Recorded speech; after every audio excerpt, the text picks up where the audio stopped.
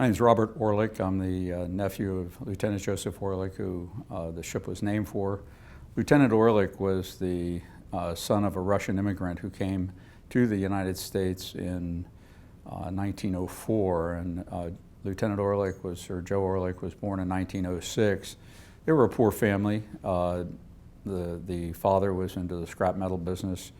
Joe, at the age of 18, enlisted in the Navy and kept re-enlisting, and finally at the age of 37 got his first command, which is aboard the USS Orleck DD-886.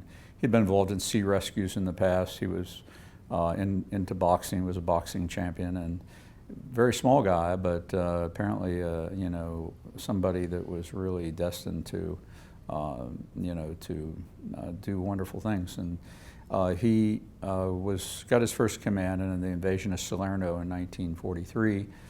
It was a German bomb that was dropped from a high that hit his ship and killed many of the men, and there was fire aboard the ship, and he took charge of the fire control, got the fires put out, and eventually got off his survivors off onto another ship, and Joe went off as well. And he then was out of harm's way, except the ship then righted itself. This was a brand new ship, and they figured that they might be able to salvage her. So he and his first mate went back aboard to receive lines so they could tow it, and the ship hit a mine, and he went down with the ship. And about several months later, it was decided to name this destroyer the USS Orleck DD-886 in his name. The ship was commissioned to last, they generally last about 10 years. It served for 19 years until at the point where the Navy was needing other equipment, and so they either had to develop new ships or do something. So what they did is they cut the superstructure off of it, rebuilt the ship to handle other weapons, and the ship went on to serve until 1982. She served in the end of World War II in Korea, where she was the initiator of the train busters. In the Vietnam, she was Top Gun. She fired over 11,000 rounds of ammunition to support ground troops, and had a tremendous record. In 1982, after the filming of The Winds of War, in which she was starred in with Robert Mitchum, she was decommissioned and given to the Turkish Navy, and she went to Turkey, was there for 16 years, served as a flag, had been in Operation Desert Storm. And I just want to tell a little bit of a story about a Marine. His name is Major Mac McLaughlin from Randolph, my friend, who I knew well before we even talked about Orleck. And Mac went out to Tacoma in 1982 and got aboard the ship and got some memorabilia. He came back to Little Randolph, Vermont, and we have a weekly newspaper there. And Mac called the editor, got him up to our house, or got up to his house. He had a big American flag up. He got in his Marine uniform. This is, you know, right now he's 97 years old, so he was even old then. And they took a picture of him giving it to me. I had never seen the ship, had never been aboard it. And there was a fellow coming through town by the name of Charlie Boothroyd, who was heading up the restoration of the USS Kennedy in Fall River, Massachusetts. He saw the newspaper, called me and said, why isn't, you know, why aren't you involved in doing something with these ships, with your uncle being named for that ship? I said, I don't know, nobody's ever asked me. He said, well, I'm asking you, why don't you come down to Fall River? So went down to Fall River with my son, and we started working on the restoration of the ship, and it was really a lot of fun. And I joined Tin Can Sailors, which is a organization of men who served on tin cans. And there are also other people I never served on a tin can, but the first edition of the first newsletter I got, there was a letter in there from Phil Klotz saying, why isn't there a reunion group for the USS Orleck? So I called him, I said, well, I don't know, let's start one. So we started it, started looking for shipmates. We found 2,200 of them over a period of time. And in 1993, we held our first reunion, and that was in San Antonio. We had 155 in attendance, and I've been doing reunions for them ever since. And we've gone to you know, Hawaii, we've been up in Portland, Maine, we've been to Tacoma, we've been to San Antonio, we've been to Branson and Newport, Rhode Island, we've been all over Wilmington, North Carolina.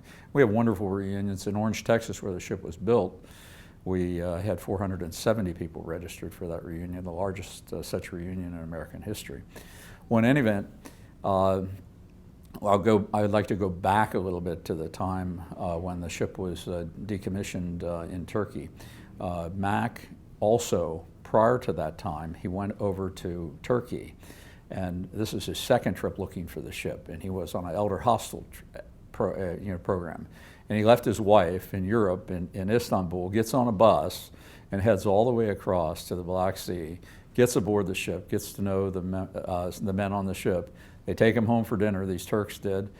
He then introduced the XO of the ship to me. We become close friends, and for the next number of years, we communicated on a regular basis from there to here, talking about how we were going to preserve the ship in its future, and possibly as a museum. But we couldn't talk about it. He didn't think it was right to talk about it when it was an active ship. But at the time then, when it came to the decommissioning in 1998, they brought me to Turkey and brought my wife to Turkey, and we were at the decommissioning. And it was a beautiful ceremony in which the ship was lined up with a lot of other ships, and they came in with a tug. They took her away, and it was symbolic of her being taken out of service. But just prior to them doing that, the last crew of the ship came off the ship and painted out her numbers, because it was, she's taken out of service, she possibly would rust and would be embarrassed, and they felt a pride towards her.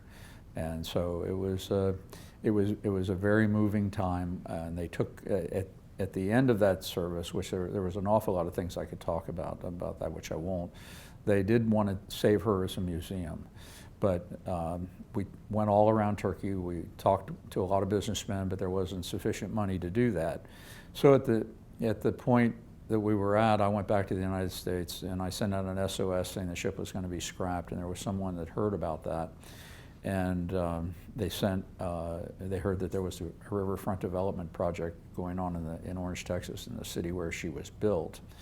And they contacted them. They were interested. They got their representative to contact the Turks, and the Turkish Navy denied their request for the ship. They wanted to bring her back to be a museum. They knew I'd been over there. They called me and asked me to represent Orange, Texas, and I called my friend, who had developed through the friendship with Major Mack had brought to my attention, and we'd become friends. He was now the aide to the admiral who handled the decommissioning service over there. His name was İlhami Erdil. And İlhami Erdil had now become the commander-in-chief of the Turkish Navy. He was the most powerful military man in Turkey. And I had spent time with him, smoked cigars with him, and talked about ships. And I asked my friend if there was any likelihood that we could get the ship for Orange, Texas. And he said, I'll ask my boss. And he asked his boss, and his boss said, if Bob asks for the ship, I'll consider giving it to him. So he asked me to send an official request, and I did through the naval attaché in Washington. And within about 2 weeks, I got a very simple message on a flag piece of paper that said, your request has been deemed appropriate. And they gave me a destroyer, and we ended up getting her back to the United States. And that's kind of the story that, unlikely that a ship would be brought into this situation, but she's in Lake Charles right now, and she's serving as a museum there. So I just wanted to get that down, and I appreciate having the opportunity to do it.